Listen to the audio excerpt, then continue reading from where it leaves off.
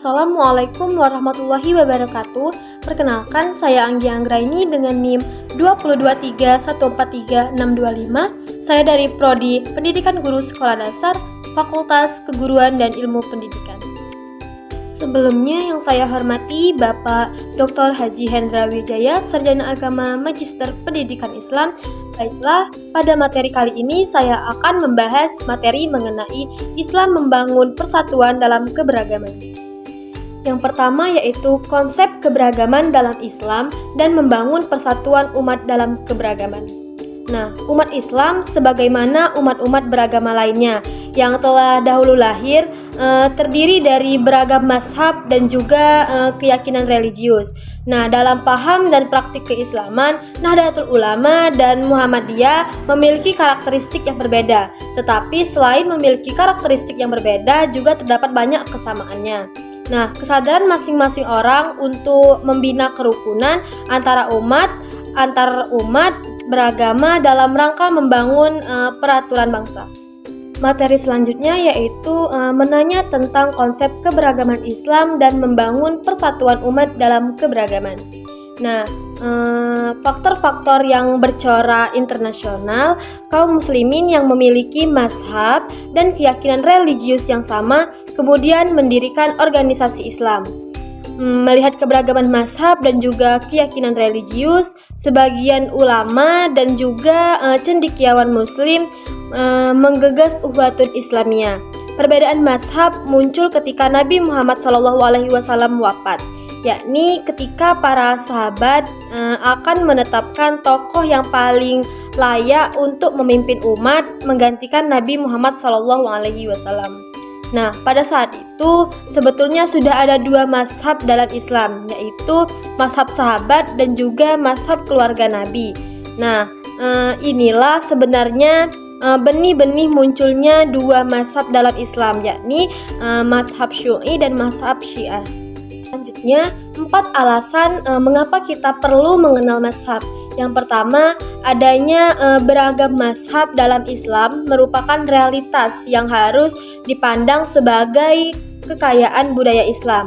Nah, yang kedua, adanya beragam mazhab yang memungkinkan kita memiliki banyak pilihan untuk mengatasi permasalahan kehidupan modern.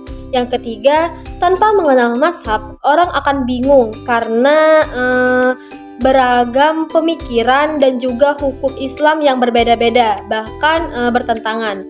Dan yang keempat, gerakan Ukhuwah Islamiyah didengungkan oleh hampir setiap ulama, cendekiawan muslim dan orang-orang Islam pada umumnya. Selanjutnya, mazhab fikih di Indonesia.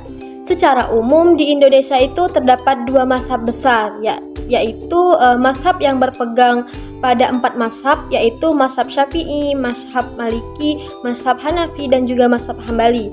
Dan mazhab yang langsung berpegang pada Al-Quran dan juga As-Sunnah. Nah, masyarakat Nahdlatul Ulama dan kaum Ahlus Sunnah wal Jamaah lainnya berpegang pada 4 mazhab tadi. Nah, sedangkan masyarakat Muhammadiyah dan Persatuan Islam atau Persis berpegang pada Al-Quran dan juga As-Sunnah.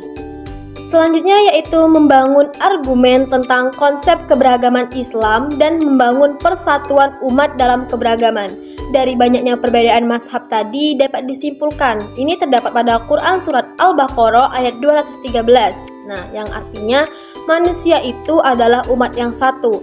Maka Allah mengutus para nabi sebagai pemberi peringatan dari Allah Subhanahu wa Ta'ala yang menurunkan bersama mereka kitab yang benar untuk memberi keputusan di antara manusia tentang perkara yang mereka perselisihkan.